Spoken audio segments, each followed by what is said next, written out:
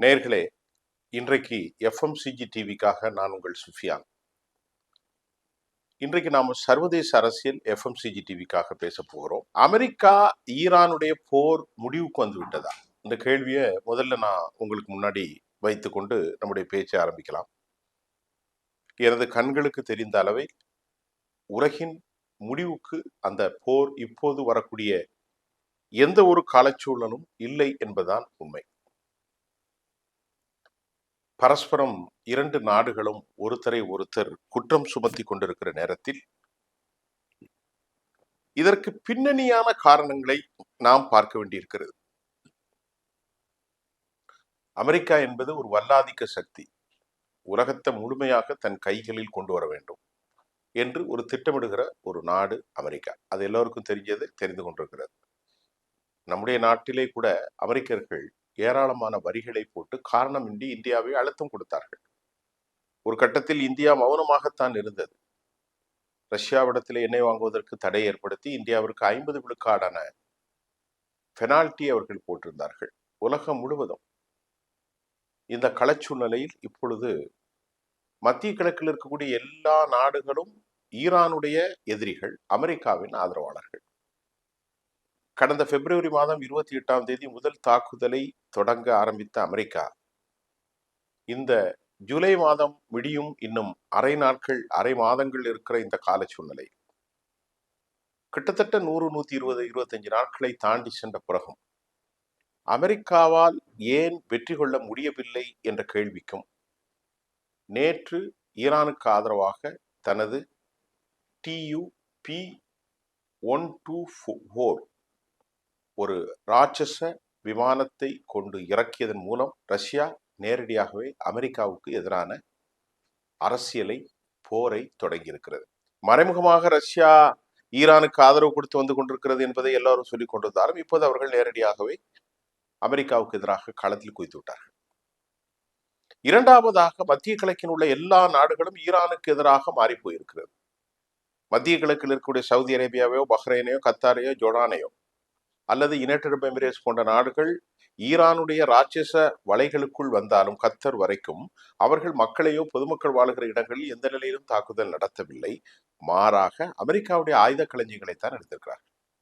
அமெரிக்காவுடைய சென்காம், அமெரிக்காவினுடைய கடற்படை தளம், அமெரிக்காவுடைய இராணுவ தளம், அமெரிக்காவுடைய CIA உளவு ஏஜென்சி தளம், அமெரிக்காவுடைய ஆயுத குடோன்கள். இன்று காலை பார்த்தீர்களால் குவைத்திலிருந்து பதுக்கப்பட்டிருக்கக்கூட பல ஆயிரம் டன் கணக்கில் குவித்து வைக்கப்பட்டிருக்கிற ராட்சச அந்த வெடிகுண்டு நிலையங்கள் துல்லியமாக அடிக்கப்பட்டு பற்றி எறிகிற காட்சி இன்று காலை வெளியாகி இருக்கிறது.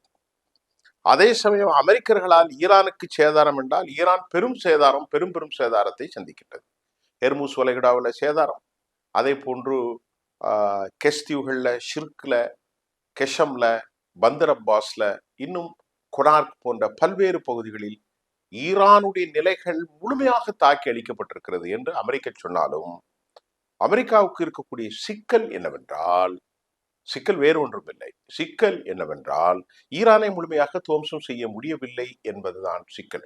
அதற்கு காரணம் நாம் ஏற்கனவே சொன்ன மாதிரி இன்று வரை ஈரானுடைய சூழலில், ஈரானுடைய கால நுட்பாடு, ஈரானுடைய வளிமண்டலம், ஈரானுடைய புற நகுதி இயற்கை அமைப்பு, மலைகள் சார்ந்த பகுதிகளும், காடுகள் சார்ந்த பகுதிகளும், பாலைவனம் சார்ந்த பகுதியும், அதே போன்று கடல் சார்ந்த பகுதிகளும், சமவெளி சார்ந்த பகுதிகளும், உயர்ந்த குண்டுகள், நீளமான ஆற்று தொடர்கள், படுகைகள், இதையெல்லாம் பார்க்கின்ற போது அமெரிக்கர்களுக்கு ஈரானியர்களை துவம்சம் செய்ய முடியவில்லை.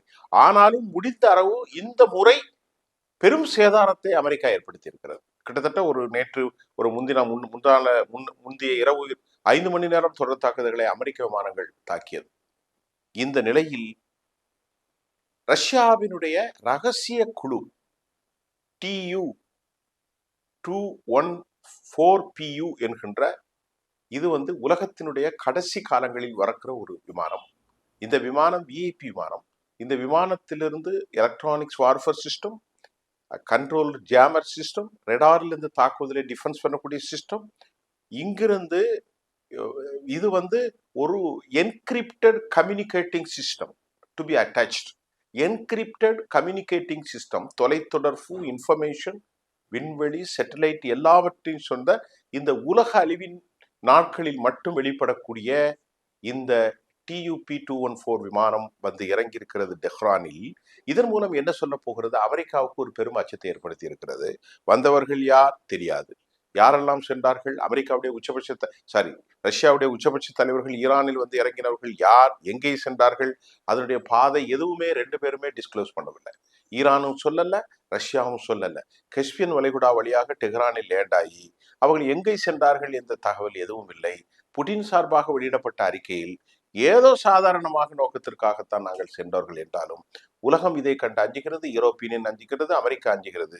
இவர்கள் ஏதோ மலைக்குண்டுகளுக்கு இடையே அமைதியாக அமர்ந்து இந்த பிரச்சனையை அமெரிக்காவை எப்படியாவது தடுத்து விட வேண்டும், அமெரிக்காவை நாசம் செய்ய வேண்டும் என்கின்ற ஒரு ராட்சச திட்டத்தை போட்டிருப்பது வெளியரங்கமாக, உள்ளரங்கமாக இல்லாமல் வெளியரங்கமாக உலகிற்கு இப்போது முதலாக தெரிவித்திருக்கிறது. இதற்கிடையில் அமெரிக்க அதிபர் யாசகம் கேட்கிறார், பிச்சை கேட்கிறார் என்கின்ற போன்று ஒரு செய்திகள் வந்திருக்கிறது. அது என்ன செய்தி என்று நீங்கள் கேட்டால், அவர் முந்தைய நாள் இந்திய நேரப்படி காலை நேரம் ஒரு ட்ரூத் சோஷியல் தளத்தில் ஒன்றை பதிவு செய்கிறார். அது என்ன பதிவு செய்கிறார்? பிச்சை கேட்கிறாரா என்று பல்வேறு செய்தியாளர்களால் விமர்சனத்துக்கு உள்ளாக்கப்பட்டது. என்னவென்றால் 20% 20% வசூலை ஹெர்மூஸில் நான் வசூலிக்க போகிறேன் என்று உலகத்தில் தலை சுட்ட வைத்து விட்டார் அமெரிக்க அதிபர் டொனால்ட் ட்ரம்ப். ஏற்கனவே ஹெர்மூஸ் வளைகுடாவில் பணத்தை வசூலிக்க கூடாது என்று தானே போர் நடக்கு. ஈரான் கடல் மைல்ல 13 நாட்டிக்கல் மைலுக்குள்ள இருக்கக்கூடிய அந்த நிலப்பரப்பில் யுஎன் கன்வென்ஷன் ஆஃப் ஆக்டுடைய பிசி இந்த செக்ஷனின் படி அது அந்த பாதைக்குள் தான் வருது. ஆனால் அதற்காகத்தானே போராடுகிறாய் என்று சொல்லுகிற அமெரிக்கா, இல்லை இல்லை எனக்கு 20 விழுக்காடு தந்து விடுங்கள் என்று போட்டு உலகத்தை குழப்பி விட்டார் அமெரிக்க அதிபர். இது முக்கியமான செய்தி. நேற்று உடனடியாக உலகமே கொதியது. என்னடா, அதற்கு அமெரிக்க அதிபர் சொல்கிறார், நான் ஏன் 20% வாங்குகிறேன் என்றால் அந்த பிரதேசத்தை பாதுகாக்கிறேன், நான் ஏன் 20% கேட்கிறேன் என்றால் அந்த பிரதேசத்தினுடைய கப்பல்கள், நாடுகள், இராணுவ வளங்கள் எல்லாவற்றையும் எனது அரசாங்கம், எனது டீம், எனது இராணுவ டீம் பாதுகாப்பனா எனக்கு 20% கொடு. உடனே அப்பாஸ் அராக்சி பதிலளிக்கிறார். யாருக்கு? அமெரிக்கர்களுக்கு. எங்களை விட நீங்கள் அதிகமாக வாங்காதீர்கள், நாங்கள் அமெரிக்கர்களை போன்றல்ல, நியாயமான தொகையைத்தான் வாங்குவோம் என்று அவர் இங்கே பதில் சொல்கிறார். இப்படியே விவாதம் போய்கொண்டிருக்கிறது. திடீரென பல்டி அடித்து விட்டார் அமெரிக்க அதிபர். அடுத்த ட்வீட்ல நோ நோ நோ நான் வாங்கவில்லை. அமெரிக்க அதிபர் பைத்தியக்காரர்களிடம் சிக்கி உலகம் சிக்கப்பட்டு கொண்டு விட்டது. நோ நோ நோ நான் வாங்கவில்லை. எதற்காக வாங்கவில்லை என்று அதற்கு அவரும் பதில் தருகிறார். இல்லை இல்லை, சவுதி அரேபியா, கத்தர், துபாய், அதே போன்று பஹ்ரைன், ஓமன் எல்லா நாடுகளும் எங்கள் நாட்டில் முதலீடு செய்வதாக சொல்லியதால் நான் வாங்காமல் விலகி விடுகிறேன் என்று அவர் திடீரென பல்டி அடித்து விட்டார். ஆக மொத்தத்தில் உலகம் குழம்பிய நிலையில் இன்றைக்கு காலை மறுபடியும் உச்சபட்ச தாக்குதல் ஆரம்பித்திருக்கிறது. இந்த நிலையில் இந்த ஹெர்மூஸிற்கான நீண்டகால தீர்வு என்ன தெரியவில்லை. ஹெர்மூஸில் போக அமெரிக்காவினுடைய கப்பல்கள் மறுபடியும் தாக்கப்பட்டு விட்டது. அமெரிக்கா பாதுகாப்பாக, இப்ப ஒரு கேள்வி உங்களுக்கு வரும், நியாயமாக தங்களுடைய சாவரினுக்கு, தங்களுடைய டெரிட்டோரியலுக்கு உண்மையாக கிளைம் பண்ணுகின்ற ஈரானுக்கு அடிப்படை ரீதியான ஒரு கூறு உண்டு. இது எங்களுடைய பகுதி. உலக நாடுகள் என்ன சொல்கிறது? கடல் பாதையிலிருந்து இத்தனை கிலோமீட்டர் வைத்துக் கொள்ளுங்கள். அந்த நியமனத்தின் அடிப்படைக்கு ரொம்ப உள்ளாக பாதுகாப்பாகத்தான் இருக்கிறது என்று யுஎன் கன்வென்ஷன் ஆக்ட் சொல்லுது. இருந்தாலும் ஹெர்மூஸ் வளைகுடாவில் நிறைய கப்பல்கள் போறதை அவர்கள் பிளாக்ஹெட் பண்ண முடியாது என்று யுஎன் செக்யூரிட்டி கவுன்சில் சொல்லுது. யுஎன் செக்யூரிட்டி கவுன்சில் ஒன்றுக்கும் உதவாது. அது அமெரிக்காவுடைய கைப்பாவை. நல்லா புரிந்து கொள்ளுங்கள். இப்போது இவர்கள் சொல்கிறார்கள், நாங்கள் 47 ஆண்டுகளாக வக்கற்று வாழ வழியிட்டு திக்கட்டு இருக்கின்றோம், உலகத்தின் மூலமாக எங்களுக்கு அழுத்தம் வந்து விட்டது, இந்த நாட்களில் எங்களை அநியாயமாக அடித்தனால் எங்களுக்கு பணம் தேவை என்று சொல்கிற போது நேற்று ரியூட்டர் ஒரு செய்தியை வெளியிடுகிறது. இது ரொம்ப முக்கியமான செய்தி. ரியூட்டருடைய செய்தி, சரிப்பா, அமெரிக்காவுக்கு ஒரு சமாதானம் வேணும், வசூல் செய்துட்டு போ அப்படின்னு சொன்னா ஆண்டுக்கு 120 பில்லியன் வருமா லாபம் மட்டும். ஆக்ஸ்போர்ட் யூனிவர்சிட்டியுடைய கருத்து கணிப்பில் ஆண்டிற்கு 80 பில்லியன் வரும் என்கின்றது. அதே போன்று மார்கன் வங்கி சொல்கிறது ஆண்டிற்கு 70-90 பில்லியன் வரும். ஆக மொத்தத்தில் ஒரு 100 பில்லியன் என்று பார்த்தாலே 10 லட்சம் கோடிக்கு மேல் வருமானம் வரும். இது ஈரான் எக்ஸ்போர்ட் பண்ணக்கூடிய நாள் கிடைக்கக்கூடிய தொகையை விட பெரிய அதிக தொகை. ஈரான் செழிப்பாகிவிடும் என்பதனால் அமெரிக்கா ஈரான் கையில் பணம் கிடைக்க கூடாது, அப்படி பணம் கிடைத்தால் அது வல்லாதிக்க சக்தியாக மாறிவிடும் என்று அமெரிக்கா மிரட்டுகிறது. இதற்கிடையிலே முஜிதபா கமேனி அவர்கள் நினைவேந்தல் கூட்டத்தில் வருகிற 23ஆம் தேதி அவர் பங்கேற்க போகிறார். தன் தந்தை அலி கமேனியுடைய நினைவேந்தல் கூட்டத்தில் பங்கேற்க போகிறார் என்று ஈரான் அறிவித்திருக்கிறது. அந்த கூட்டத்தில் அவர் வந்து ஜிஹாது பரப்புரையை அறிவிக்க போகிறாராம்.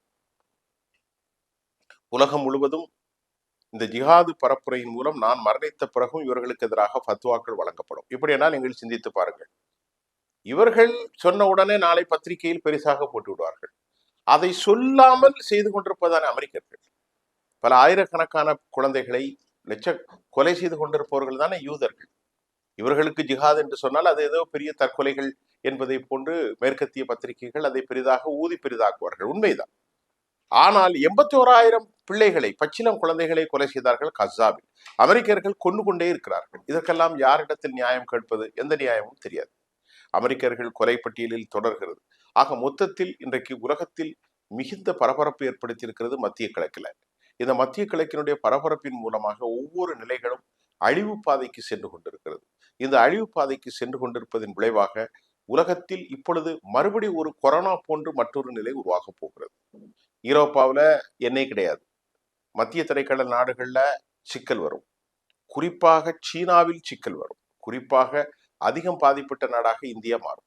இந்தியாவில் 60% ட்ரேடு, சிஎன்ஜி, குரூடு எல்லாமே இந்த ஹெர்மூஸ் வழியாகத்தான் போகிறது. நம்ம நாட்டில் ஆசாமில் இருக்கக்கூடிய படுகையிலிருந்து ஒரு 10%, 12% கொஞ்சம் சிஎன்ஜி கிடைக்கும். ஆனால் மிக அதிகமாக பாதிக்கப்படுவது பங்களாதேஷ், பாகிஸ்தான், இந்தியா, சீனா, இலங்கை. நம் நாடுகள் எல்லாமே இன்றைக்கு பசலை இல்லாமல், உரம் இல்லாமல் சிக்கலில் மாட்டப் போகிறது. அமெரிக்காவை பொறுத்தவரை மறுபடியும் அந்த ஆள் சொல்கிறார், அமெரிக்க அதிபர் சொல்கிறார், என்னை பொறுத்தவரை எனக்கு எண்ணெய் நிறைய இருக்கிறது, என் நாட்டுக்குள் எண்ணெய் இருக்கிறது, எனக்கு வெனிசுலாவிலிருந்து நிறைய எண்ணெய் வருகிறது, எனக்கு எண்ணெய் பற்றி பிரச்சனை இல்லை என்று அவர் ஜம்பம் பேசுகிறார். இப்போது கொஞ்சம் சிந்தித்து பாருங்கள். அமெரிக்க அதிபர் ஒரு உளவியல் ரீதியாக சிக்கப்பட்டு கொண்ட மனிதனாகத்தான் தெரிகிறார். உலகம் இவ்வளவு சிக்கலில் இருக்கின்ற போது எல்லாவற்றையும் தூண்டிவிட்டு உலகத்தின் வளர்ச்சிக்கு ஒரு தடையாக இருக்கிற ஒரு 2 மனிதன் தான். ஒன்று அமெரிக்க அதிபர் டொனால்ட் ட்ரம்ப், மற்றொருவர் பெஞ்சமின் நெத்தானியாகு. 2 பேரும் தங்களை நிலைப்படுத்திக் கொள்வதற்கு உலகத்தை அநியாயமாக காலியாக்குகிறார்கள். இவர்கள் நாட்டுக்கு சென்று ஈரானியர்கள் போரிடவில்லை. அவர்கள் நாட்டுக்குள்ளுதான் இருந்தார்கள்.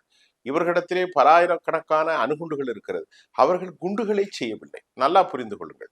ஈரான் பக்கம் நியாயம் இருக்கிறதா இல்லையா என்பதை நாம் சொல்லும் முன்னு ஈரான் அணுகுண்டு தயாரிக்கவில்லை என்பதைத்தான் ஈரானும் சொல்கிறது, அமெரிக்கர்களும் சொல்கிறார். ஈரானிடத்தில் அணுகுண்டு இல்லை எல்லோரும் ஆனால் அணுகுண்டு செய்து விடக் கூடாது. இது என்ன தாக்குதல்? அணுகுண்டே என்னிடத்தில் இல்லையப்பா, நான் அணுகுண்டே செய்ய மாட்டேனே என்று அவன் சொல்கின்ற போது, இல்லை நீ அணுகுண்டு செய்துவாய், எப்ப அணுகுண்டே இல்லைங்கிற, அணுகுண்டு செய்வாய் என்று அவனிடத்திலே தாக்குதல் நடத்துகிறான். ஒன்று. இரண்டாவது, ஹெர்மூஸ் வளைகுடா அவனுடைய கடல் எல்லைக்குள்ள இருக்கிறது. சரி, இவ்வளவு பிரச்சனை வந்தது. ஒரு சமாதானத்தை 10 ரூபாய் கேட்டால் 5 ரூபாய், இல்லது 5 ரூபாயிலே 3 ரூபாய் வசூல் செய்து கொள் என்று ஒரு சமாதானத்தோடு விவகாரத்தை முடித்து கொண்டால் உலகம் அமைதியாக இருக்கும். எல்லா நாடுகளும் பணம் கொடுக்க தயாராக இருக்கிறார்கள். ஆனால் எந்த நிலையிலும் நீ ஒரு பெரிய ரீதியாக, ஒரு அரசியல் ராஜ ரீதியாக வளர்ந்துவிடக் கூடாது, உன்னை அழிக்கும் வரை நாங்கள் ஓய மாட்டோம் என்பதை மட்டும்தானே அமெரிக்கர்கள் தனது வாழ்வின் தாரக மந்திரமாக கொண்டிருக்கிறார்கள். இதுதான் இன்னைக்குள்ள முக்கியமான காரணம். இதுதான் இன்னைக்குள்ள பல சிக்கல். ஒரு கட்டம் வரும், அந்த கட்டத்தில் அமெரிக்கா அநேகமாக துண்டை காணும் துணியை காணும் என்று ஓடக்கூடிய சிக்கல் உருவாகும். இப்போது நேற்று டைம்ஸ் ஆஃப் இந்தியா வெளியிடக்கூடிய விஷயத்தில் அமெரிக்காவுடைய ஆர்சனல்ல சரக்கு இல்லை என்று வந்திருக்கிறது. எல்லா நாளிதழ்களிலுமே அமெரிக்கா இன்னும் 2 வாரங்களுக்கு மேல் தாக்கு பிடிக்க முடியாது என்பதுதான் உண்மை. ஆனால் அமெரிக்காவுக்கு மைனஸ் பாயிண்ட் என்னென்றால், அவர்களுக்கு இருக்கக்கூடிய எல்லா தளங்களையும் இவர்கள் காலி செய்து விட்டார்கள். அமெரிக்கா அடிக்கக்கூடிய எந்த மிலிட்டரி தளமும் இல்லை என்கின்ற அளவுக்கு காலி செய்திருக்கிறார்கள். ஒரே ஒன்று விவகாரம், இஸ்ரேலிலும் கூட தாக்குதல்கள் நடந்திருக்கிறது. கடந்த ஞாயிற்றுக்கிழமை இஸ்ரேலையும் தாக்கி இருக்கிறார்கள். ஆக இப்படி பல குழப்ப நிலைகளுக்கு காரணமாக இருக்கிற அமெரிக்கா, அவருடைய நியாய நீதியை பற்றி நீங்கள் சொல்ல வேண்டும் என்றால் ஒன்றே தான் நீங்கள் புரிந்து கொள்ள வேண்டும். 10,000 கிலோமீட்டருக்கு அங்கிருந்து அமெரிக்கா இப்போது சொல்கிறது, நான் உன்னை தாக்கி அளிப்பேன் என்று சொல்கிறார்கள். 10,000 கிலோமீட்டருக்கு அங்கிட்டு. அந்த நாட்டில் இருந்த மண்ணின் மைந்தர்களுக்கு இறையாண்மை பேசுறவர்களுக்கு உரிமை இல்லையா? எங்கேயோ இருந்து வந்திருக்கக்கூடிய அமெரிக்கா இங்கு வந்து பஞ்சாயத்து பேசுமா? இங்கிருந்த மக்களை கொள்வார்கள், இங்கிருந்த ஆட்சியாளர்களை கொள்வார்கள், இங்கிருந்த குழந்தைகளை கொள்வார்கள். அவர்களை பற்றி யாரும் கேட்கக்கூடாது. கேட்டுவிட்டால் நீங்கள் எல்லாம் தீவிரவாதிகள். என்ன நியாயமாக இருக்கிறது? இதற்கு முன்னால் இருக்கக்கூடிய ஈரான் இந்தியாவோடு அவ்வளவு நட்புறவாக இருந்தார்கள். இன்னைக்கு ஈரான் செழிப்பாகுவது இந்தியாவிற்கு நன்மை தரும். காரணம் என்னவென்றால், இந்தியாவிற்கு அவர்கள் ஃப்ரீயாக எண்ணெய் கொடுப்பார்கள், நீண்டகால கடனில் எண்ணெய் கொடுப்பார்கள், இந்திய பணத்தில் அவர்கள் டிரான்சாக்சன் செய்யலாம். 2013ஆம் ஆண்டு ஈரானுடைய இதே அயாத்துல்லா கோமெனி சொன்னார், அன்றைக்கு காங்கிரஸ் கட்சியின் ஆட்சி இருக்கிற போது நீங்கள் எங்களிடத்தில் வாங்கிக் கொள்ளுங்கள். இன்றைக்கு கூட சபாகர் துறைமுகம், இன்றைக்கு கூட நம்முடைய நாட்டினர் அதிகமாக ரயில்வே கட்டமைப்புகளை ஈரானில் செய்கிறார்கள். இது அமெரிக்கர்களுக்கு பிடிக்காது. ஈரானோடு இந்திய காசில் வியாபாரம் செய்வதோ, சீனா அவர்களுடைய எண்ணில் வியாபாரம், அவர்களுடைய யுவானில் வியாபாரம் செய்வதோ அமெரிக்கர்களுக்கு பிடிக்காது.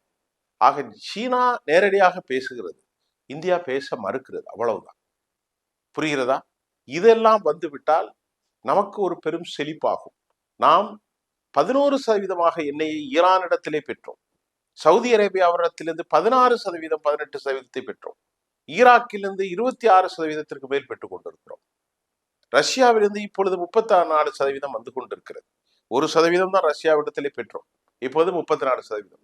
அப்ப நாம் இந்த நாடுகளை, சவுதி அரேபியாவை தாண்டி, மற்ற நாடுகளை தாண்டி நாம் நம்முடைய பணத்தில் வியாபாரம் செய்வது நமக்கு நீண்ட கால இந்தியாவினுடைய பண மதிப்பிழப்பு. இன்னைக்கு டாலருக்கு எதிராக நாம் இழந்திருக்கிறோம் என்றால், அதை இழக்காமல் இந்திய பணத்திற்கு கடனாக கொடுக்கிற ஒரே வாய்ப்பை பெற்று தரக்கூடிய ஒரு நாடு ஈரான் மட்டும்தான்.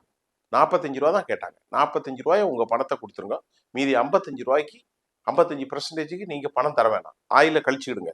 அதுக்கு பதிலா எங்க நாட்டுக்குள்ள வந்து கட்டமைப்புகளை பாருங்க, ரயில்வே பாருங்க. இன்றைக்கு கூட சபாகர் துறைமுகத்தை நாம தான் செய்யறோம். இன்றைக்கு கூட ஈரானுடைய ரயில்வேயை நாம தான் செய்யறோம். அப்படிப்பட்ட ஒரு அற்புதமான கலாச்சார பின்னணி கொண்ட ஒரு நாடு இந்தியாவும் ஈரானும். இப்பொழுது இந்தியாவுக்கு பெரும் சிக்கல். உலகத்திலே அதிக பாதிப்புக்குள்ள நாடாக நாம் மாறிவிட போகிறோம். அமெரிக்காவினுடைய பைத்தியக்கார ஒரு தலைமை தேர்ந்தெடுக்கப்பட்டதால் உலகம் இன்றைக்கு பெரும் குழப்பத்தில் சிக்கியிருக்கிறது என்பது வருத்தமான செய்தி. மீண்டும் இன்றைய செய்தியோடு நாளை புதிய செய்திகளோடு உங்களை சந்திக்கின்றேன். நன்றி.